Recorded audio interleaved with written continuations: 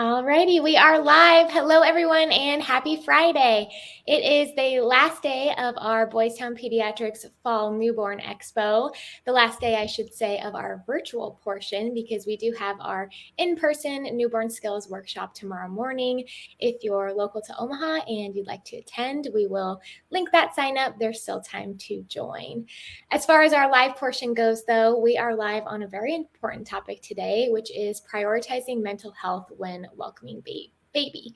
So we're here with Dr. Linda Phosaly, and she is from the Behavioral Health Clinic at Boys Town, and we're going to be talking all about this topic. So if you have a question as we go through our discussion, go ahead and leave it in the comment section of this video.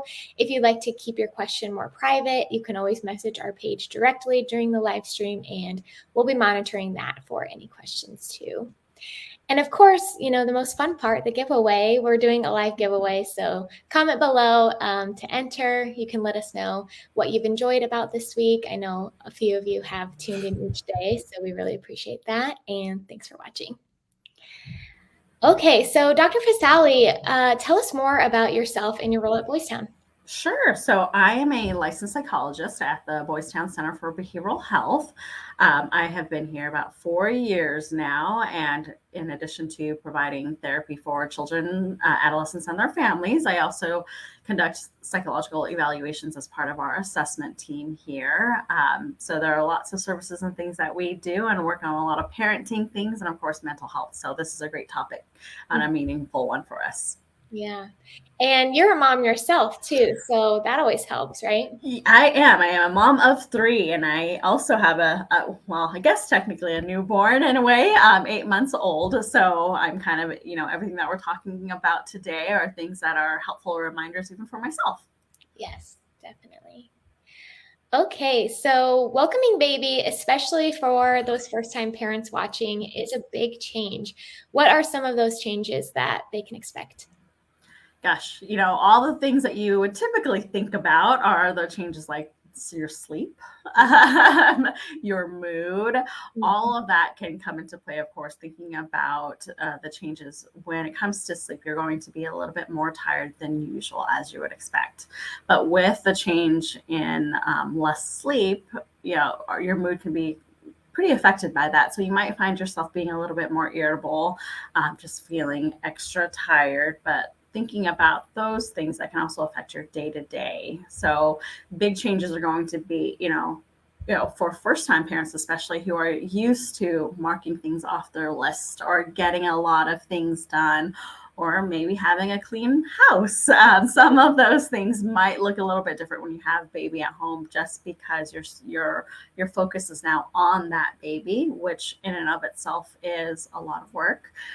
But it can feel like you're not getting much done, and you can feel a little bit less productive than normal. So it's a good kind of thing to kind of keep in mind that those changes are normal, and it is okay to be a little bit messier at home. You might find things like, your diet might look a little bit different.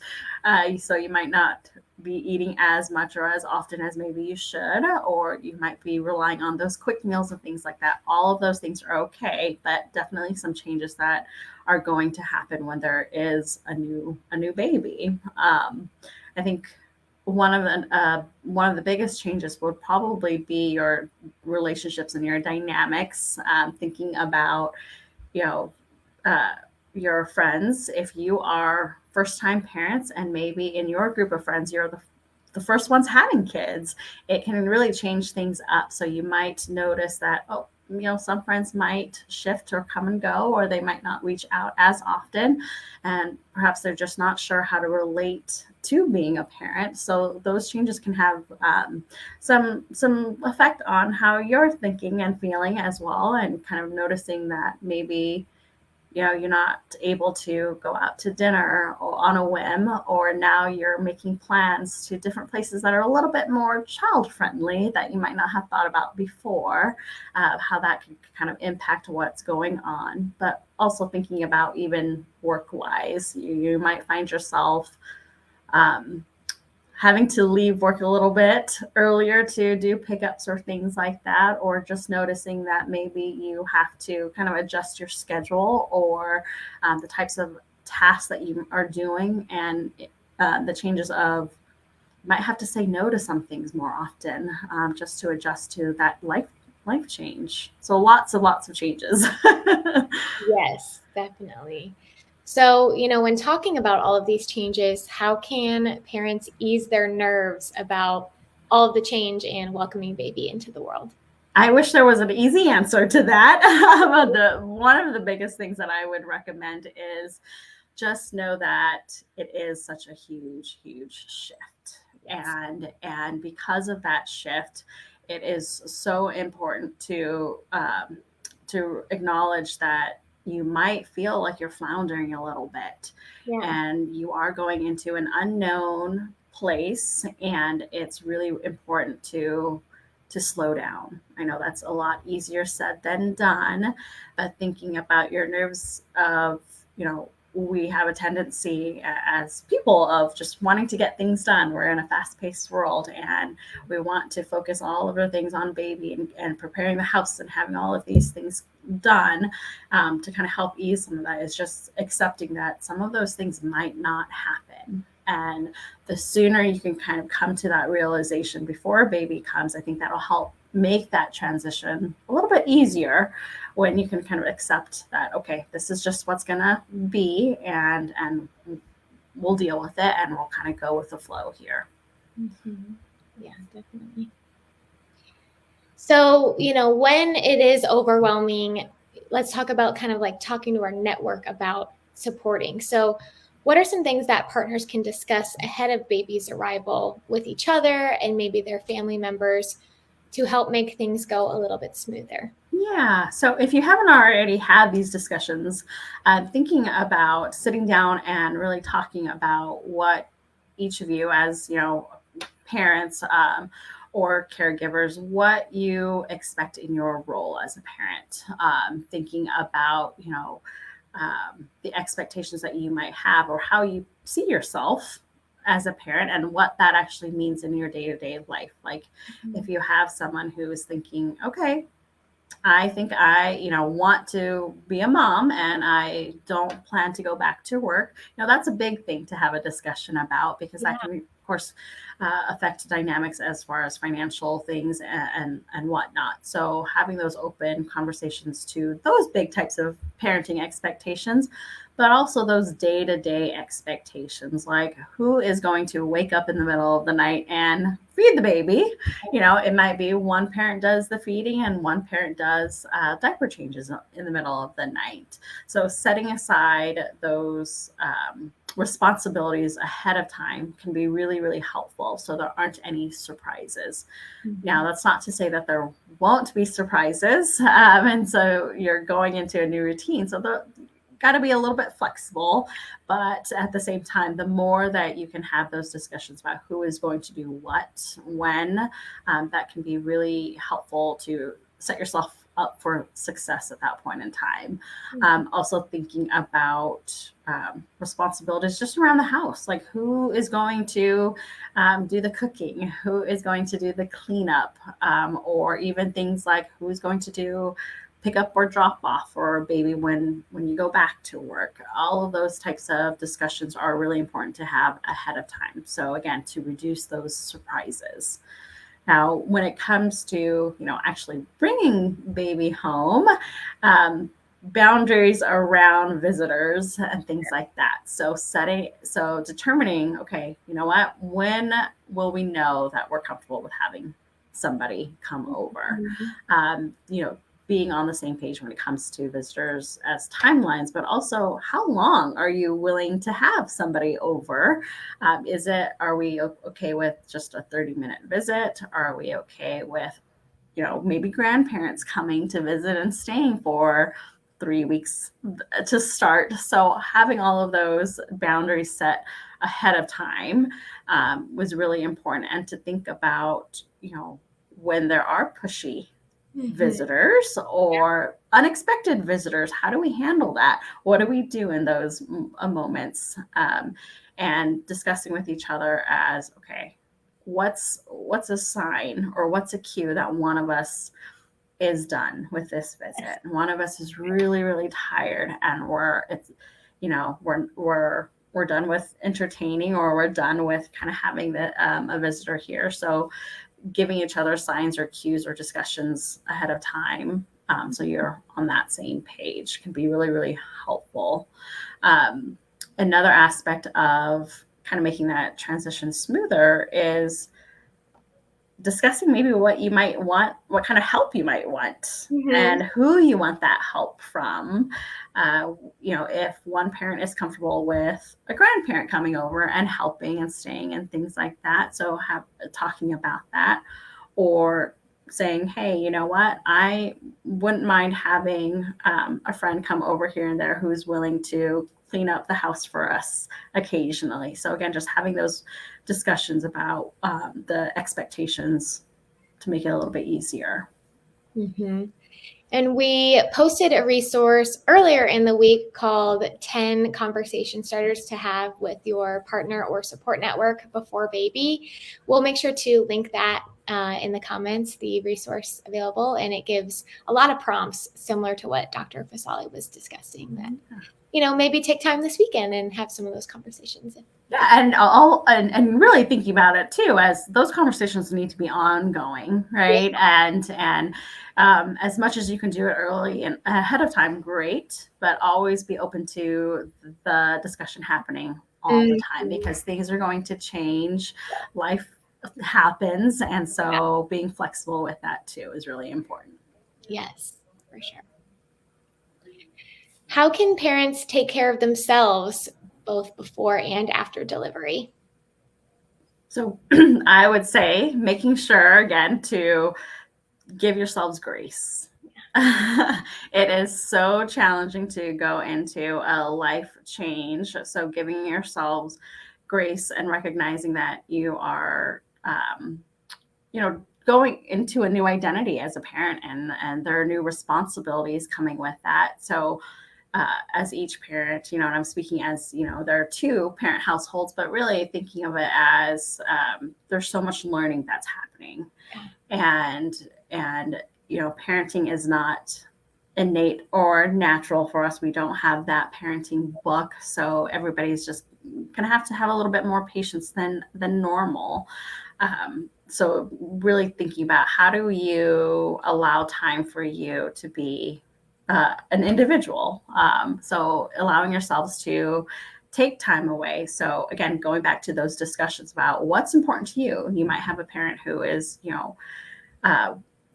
who thrives on going out, working out and going to the gym, and that's important to them. That's great. So how can we still incorporate that into our new routine and our new lifestyle with having a baby? So it might be those discussions of, okay, one parent is going to work out, the other parent maybe have that time to, hey, we go to a book club every week that's really important to them. So kind of establishing those boundaries within that relationship too, of you have to maintain who you are so that you can still do some of the things that are still important to you, and giving each other time to also just rest and be. So it might be something like, okay, one night, one parent is the caregiver for that whole night, wakes up, does the bottle feeding, does the diaper changes and things like that. And then maybe on a Saturday morning, one parent gets to sleep in while the other parent takes the baby out into the living room and handles all of that care.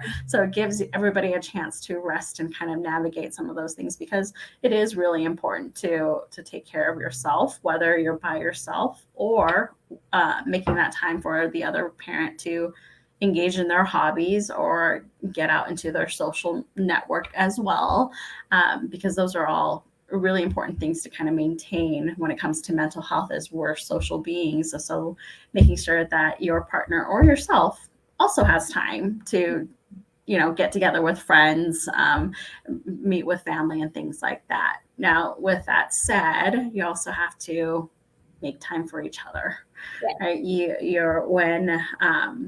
When you're bringing in a new baby, you have to remember that you're a couple first, before you became parents. So it's important to continue dating each other, to continue making time for each other. And, whether it's easier said than done to go go get a babysitter or go out on dates and things like that. But if there are opportunities for grandparents, family members, or even friends who are willing to offer help, accept that help and say, you know what, we would love an hour of your time to be with the baby while we step out and maybe just go on a walk together or go grab some coffee. So thinking about ways to just make sure that you guys are spending that time together is really, really important.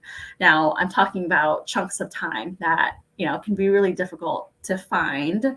So even prioritizing each other in those little moments of, okay, we are going to schedule each other into our plans for the day of every night. We will always sit down and check in, see what's going on, and thinking about those conversations need to be about each other outside of the baby. So checking in on things that you would normally check in on. How was work today? Or, hey, did you hear about this new show? Or things like that you typically enjoy together. That, again, isn't just about baby and your role as a parent. So that way you're still maintaining that relationship between each other. Yeah. Yes, well said. How can partners or support network members, families, etc., be supportive during all the hormonal changes that happened with the gestational parent after delivery?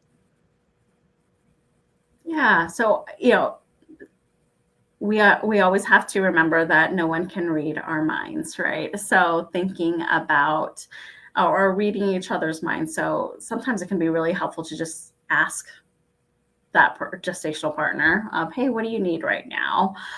Because sometimes they're going through those changes that they might not recognize what they need, and they need your prompt to slow down and actually take time to think about that. And so it can be really helpful to just directly ask, okay, what can I do? What can I help you with? And then being really mindful of, because of the hormonal changes, because they might not be aware of them, it's important for you as partners to be patient and recognize that, because of those changes, they might be a little bit more irritable. They might be a little bit more anxious. So just giving a little bit more grace to each other as kind of supporting each other and figuring those things out, and recognizing that physical changes, physiological changes, all of that, some of those things they just can't control in that moment, and it will pass as well. Mm-hmm. Yes. The next question is, many gestational parents talk about how it took them a while to feel like themselves again after delivery. What are some things that they can do to help them feel better mentally after delivery? Yeah. Now, it might sound counterintuitive, but taking care of your physical needs is really important. So, we know that making sure that you get enough sleep. So that saying of sleep when baby sleeps is really key here. And the more sleep you can get, the better it is for you. But also thinking about, okay, let's make sure you're eating healthy foods, making sure that nutrition is there, and making sure you beef up all that water intake. That is so important. All the things that we would typically need, whether or not, pregnant or delivering a baby. But when we need to take care of our mental health, we've got to take care of those physical things and basic needs first. So including food, sleep, is even just getting out and getting some movement in. So, taking a walk outside, going for some fresh air, all of those things are going to be really, really important when it comes to just managing that mental health aspect early on. And that the more that we can kind of work through getting up and moving, the easier it is for us physically as well. And kind of that triangle and circle back and forth of the more we feel better physically, the more better we feel mentally too, right? And the other thing is making sure that you just kind of build that social network, making sure that you know who your people are, connecting with them, so that the parenting, again, if you're a new parent, a lot of things can be normal, but you don't know that up front. So making sure to check in with other people so that you can kind of touch base and have that network of another parent who can assist you and help you recognize that, yep, this is all normal, it's okay, so that you don't get in your head, which is very easy to do as well. Mm-hmm. Yeah. Yeah. So if after delivery, we find that maybe time has passed and we're, not feeling like ourselves, what could that mean? Yeah. So initially, it is very normal for moms and dads, I would say, and partners to feel what we call the baby blues. Mm-hmm. The baby blues typically can last a couple of days, be a week or two right after baby, and that can again look like just being more tired, more irritable, maybe a little bit more anxious and worried. The difference between those baby blues is that there's also that blend of you're also really excited, you're also still really happy, and thinking of it, if the symptoms continue. And when I mean symptoms, I mean that irritability where you start to notice that, oh gosh, every little thing is starting to really get to me, or you start having difficulties caring for a baby. You recognize that you're stepping back, not able to connect or bond with baby, having a hard time, thinking and concentrating, and that intensity is much bigger and stronger, and it lasts a lot longer. Mm-hmm. That's when we know that that's potentially some postpartum depression or even some postpartum anxiety. Now, I always like to think of baby blues or postpartum depression or anxiety as kind of, if you have a new place that you're going to, it's normal for the first couple times that you're driving to this new place, you have to have directions, right? You turn on the GPS, you're listening, you kind of have to pay attention, and to get you to where you need to go. And then after a while, you start to become more familiar with that path and with those directions, that you don't need to rely on that anymore. And so, but you might have it on in the background anyway. Or if you get lost, you can kind of pick yourself back up and you can get right back on that same path and get to where you need to go. Versus when you're thinking about someone who is dealing with postpartum depression, when you're after a while you're driving, you're following that path, but you still need that GPS to kind of keep you going. And you might be getting lost further, right? Mm-hmm. Instead of following the directions back to where you need to go and jumping back on the road. Or, you might just stop entirely on the side of the road because you can't figure it out and you're kind of having trouble to figure out where to go and which road to jump on or which turn to make. And that kind of helps to kind of let you know that, okay, this might be something more that you're struggling now to even problem solve, to figure out what you need to do. Now, again, this is, something that can happen for gestational partners and the non-gestational partner. So it's important to remember that it can happen to anybody. Mm-hmm. And that's where I think the important thing, and having the discussion that we talked about earlier, having that discussion of, okay, we have to be okay with acknowledging each other of where we're at, Right. and what those signs and symptoms are for each other. Because sometimes, as the person who might be experiencing those symptoms, you might not even realize that you are, right? Mm-hmm. So it's important for the other partner to notice and check in of, oh, I think my partner's starting to become more irritable and kind of stuck there. Yeah. I'm noticing that maybe my partner is now feeling a lot more hopeless and is, hanging out in the room a little bit more and not taking care of the baby as much. So it's really important to have those conversations between the two of you of what kinds of things are we looking for and what do we do with that. Mm-hmm.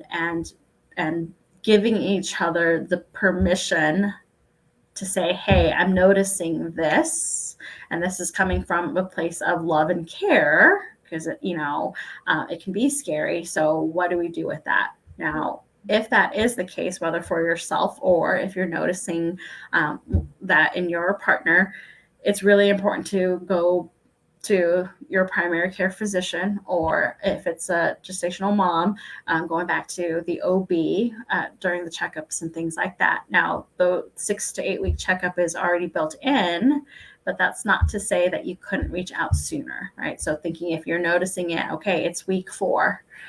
This is lasting a lot longer than the 1 to 2 week baby blues. Seek help as soon as you can.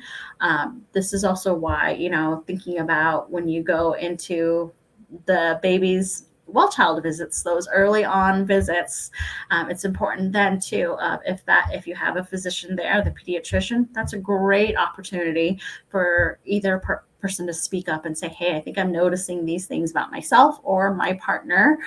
What can we do from here? And the other thing to keep in mind when it comes to postpartum depression or postpartum anxiety is that there's a misconception that it must be right after baby comes, that it's just during that time. Now, it's also very possible for those symptoms to develop later. So thinking about it, if it's, maybe baby is 5 months or 6 months along and those symptoms are showing up with that high irritability, that big sense of hopelessness, feeling sad all the time, not connecting with baby, that can develop and still be postpartum depression even months later down the line. So even if it's up to a year, just kind of recognizing that that's still possible. So being really mindful and watching for those things, because I think most people tend to think that it's right around that delivery, but really it's up to that first year. So it's important to pay attention to that. Yeah. So just clarifying, the differences between baby blues versus postpartum depression or anxiety. Baby blues, how long would you say that typically lasts? Like up to 6 weeks? Is it longer? So about the first week or two. Really shouldn't be more than that. Yeah. Yeah. So anything after that could potentially maybe be postpartum depression. You got it. Yeah. So it's really important to kind of pay attention to that. And again, thinking about that too, of if everything's great initially, those first month or two, but later down the line, you start having those thoughts and feelings, then it's important to check back in again too.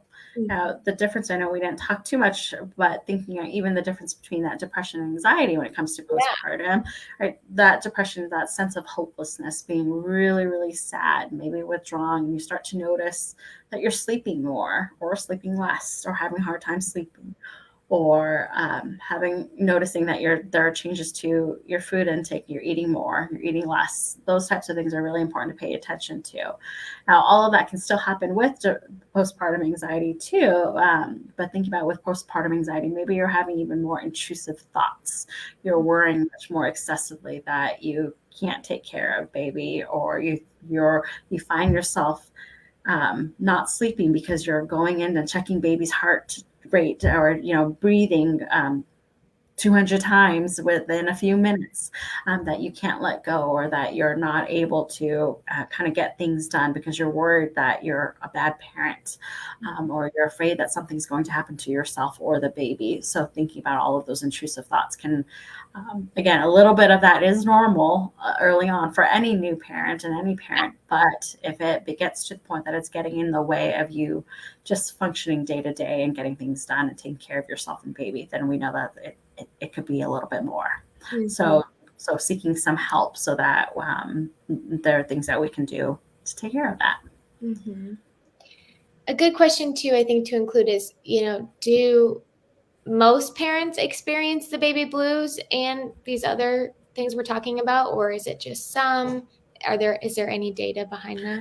I would say most parents are going to be experiencing some of that, because again, it's just kind of naturally, as it's a life shift, right? So thinking about just the lack of sleep, how much that can really impair you, and then start to think about when you're not sleeping, and then you have this new thing that you're taking care of and trying to keep alive, how scary that can be initially. So again, that those thoughts and those feelings are going to be very natural for most parents to feel, and have. So yes, I would say the baby blues are something, again, it's, we know that it tends to happen because it's such a life shift, but it's, it's something that shouldn't last beyond those 2 weeks. Yeah, just want to call that out just for all the parents watching and parents to be, that all of this is very normal and you are not, if you have any of these feelings, there are plenty of resources to get the help you need. Yeah, whether it be, Linda or any of our pediatricians through your OB, plenty out there who want to help. Yeah. And also keeping in mind that too, again, relying on each other, right? Of recognizing those signs of each other. And if you're not comfortable seeking out that professional help, getting maybe support from a family or a friend and letting them know this is what you're thinking, this is what you're feeling, and then seeking help that way so they can support you in reaching out for professional help. Definitely. Okay, we just have one more question on our list for Dr. Phosaly, and then we'll go ahead and get into the Q&A. So if you're watching live and you have a question, now's the time to leave it in the comments, and we'll be answering all the questions related to this topic. Okay, the next question is, how can we develop coping skills as new parents when learning to deal with the unexpected? Gosh, I wish we had more time. Thinking with those coping skills of, again, slowing down, right? The more we can slow down and take some time to just reflect and breathe, that's going to help us tremendously. I know, again, that is something that we just kind of forget as we go through our day-to-day, but how much our brains and our bodies rely on us slowing down, and thinking about some coping strategies as far as, the more we can plan ahead, the better. So thinking about, again, planning for expectations of worst case scenario versus what's going to happen. If you kind of have a sense of what you're thinking and what you want for yourself or with your partner, and what your family needs are, you can be better prepared, right? So that those surprises are not as scary because you kind of thought about them already. Of course, you can't plan for every scenario, but again, thinking about what can you do to kind of reduce some of that, build that early on. What we kind of talked about earlier on too is, again, that social piece is going to be really, really important. Relying on others to know that you're going through some things, but also building your tribe, essentially, who you can go to, and making sure that you still pencil that in. That is something that happens very naturally, is that you get busy with baby or establishing kind of your new day-to-day. But thinking as a coping tool is actually penciling it into your calendar of like, okay, I'm going to call this friend to check in. The more connected we are, the better we are feeling. So again, penciling a call, penciling a date, whatever it might be, just so that you feel that social connectedness. And so you're not feeling so isolated. It can be really meaningful. I know it sounds like, okay, that's really easy to do, but it's so easy to also forget to do. And so, planning for all of those things when it comes to coping too is, again, setting aside physical care. So whether it's exercise, going to the gym, or something as simple as just, hey, I'm going to go push baby in the stroller and go around the block. Those coping tools that we just tend to forget about can still make huge, huge gains for us. Yeah. Definitely. All right. Well, thank you for all your expertise. I always just love chatting with you on this. And now we'll go ahead and jump into our Q&A. So I've got some of the questions here. Sure. Let's see. How are ways that we can combat intrusive mom guilt thoughts that often come with making your own mental health a priority? Great question. Yeah, that I love that one, because gosh, it is so hard, right? To to let go of that. And even myself, right? This is what I do and as a psychologist and whatnot, but I always have to remind myself that too. Thinking about the long term, what is most important, right? It is very easy um, to get lost in comparison. So to kind of help and assist with some of that guilt is remembering that you are doing the best that you can with the tools that you have. And ultimately, when we compare ourselves and thinking about what others are doing and as parents and whatnot, it can be really easy to get lost in those weeds. So to let go of some of that guilt, we have to be okay with a messy house. We have to be okay with chores not getting done, and acknowledging that again we're doing the best that we can, and thinking about what is most important for you and your family. I think is going to be a key thing to think about. The other part of that is also reflecting back on what you're thinking as far as other parents, again, same going back to that comparison piece, but also thinking about, okay, they might be doing the best that they can. I'm going to be doing the best that I am. So I have to let go of that. Right. And again, having that conversation with your partner of this is what we've got. This is what we know. This is what we're doing.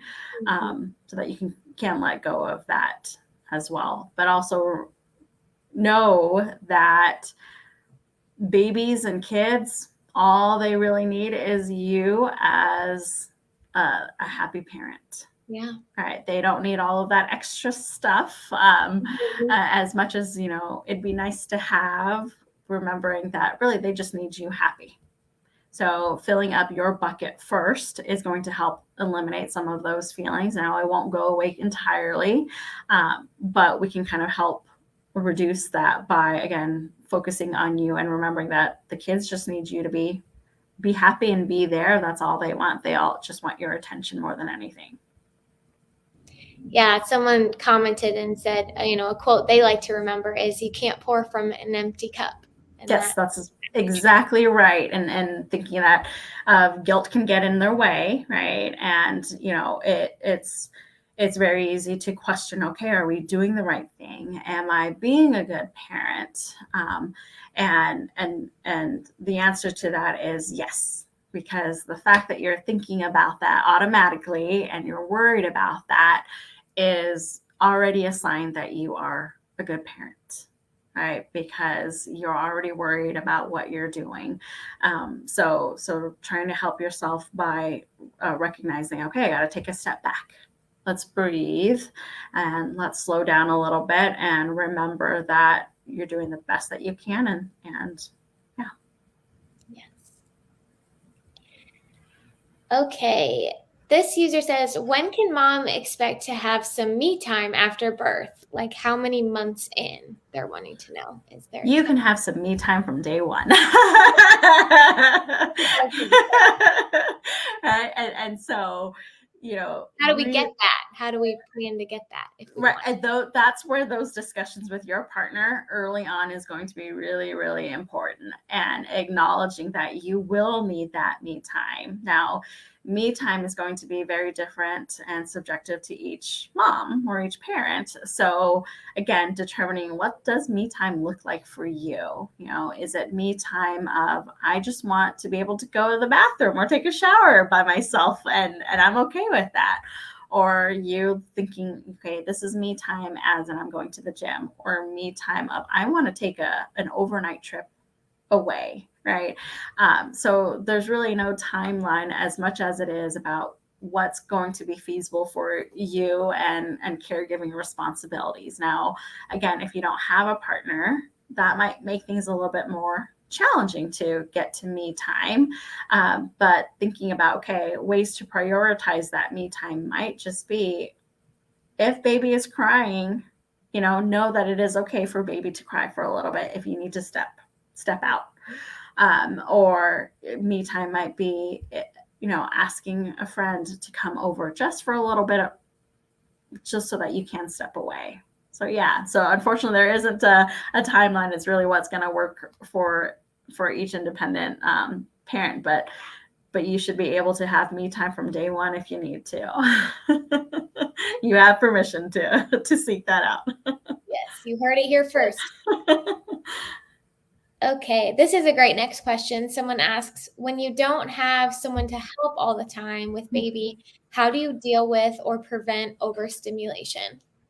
Yeah, so again, thinking about it, it is okay for you to step away, right? Again, kind of going back to, you can't pour from an empty cup. So knowing that, yep, baby is crying in the other room, but it's okay for you to step away. Baby is safe. That's what matters, right? And what matters is that you are taking care of yourself. So if you need to step out, do that. And you know, when you don't have a partner or anything like that, again, looking into your social network, see who you do feel comfortable with as reaching out and say, hey, I am just really, really tired. Do you mind just hanging out and while the baby is here for a little bit, can you spend some time with the baby, even if it's just for me to go take a quick cat nap for 30 minutes? Just trying to see about who you do have in your network, and even if it's not a partner. Yes, great question. Yeah. Okay, we'll go ahead and do two more and then we'll draw for the live giveaway. Okay.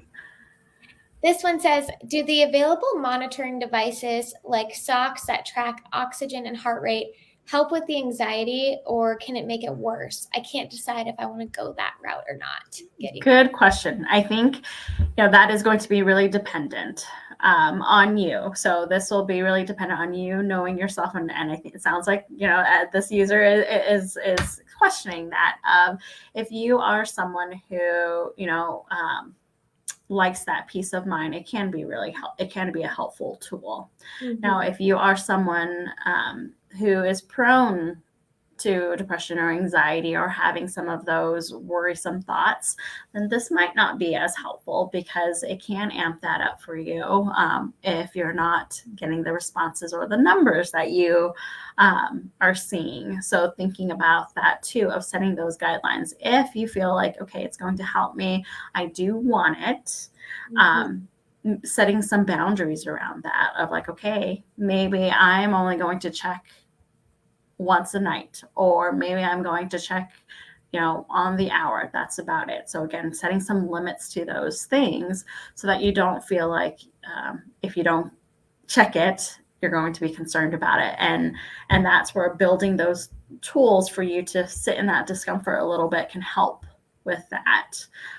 So the more you're comfortable you get with discomfort, the easier it is for you to kind of reduce some of those anxieties. So knowing that if you can extend the time that you're not checking or relying on the tools, that can be helpful. Yeah, definitely. Okay, our last question here before we get to it, I just want to remind everyone that if you're watching this video later tonight or maybe a few days from now and you still have a question for Dr. Phosaly, you can always leave a comment or message our page directly, and we can send it to her and get it answered for you if you weren't able to tune in live. Okay, if you are already prone to depression and anxiety, are you more likely to have postpartum depression or anxiety? And can that make it worse than normal? Good question. So yeah, of course we know that those are risk factors for sure. So if you know that is part of your history, and what we talked about earlier is postpartum depression and anxiety. Again, same thing here.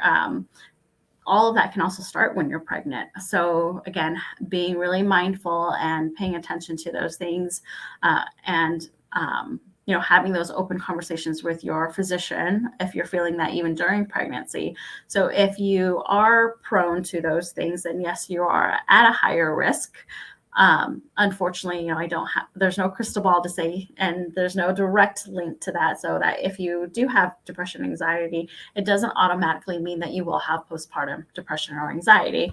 It just means that you are more likely to, compared to someone else who doesn't have that history.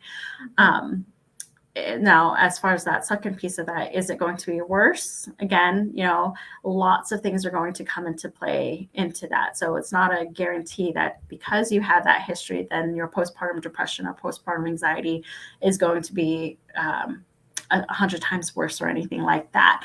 All of other things really come into play too, of how were things managed before, how are things managed now, when are you getting support, if you have other supports in place in your network, and if you have a child who has complications or there are high needs or things like that, or if you have some other medical concerns and needs, all of those external factors can be taken into account, and that will be more telling as far as whether or not your symptoms will be um, worse or not, essentially.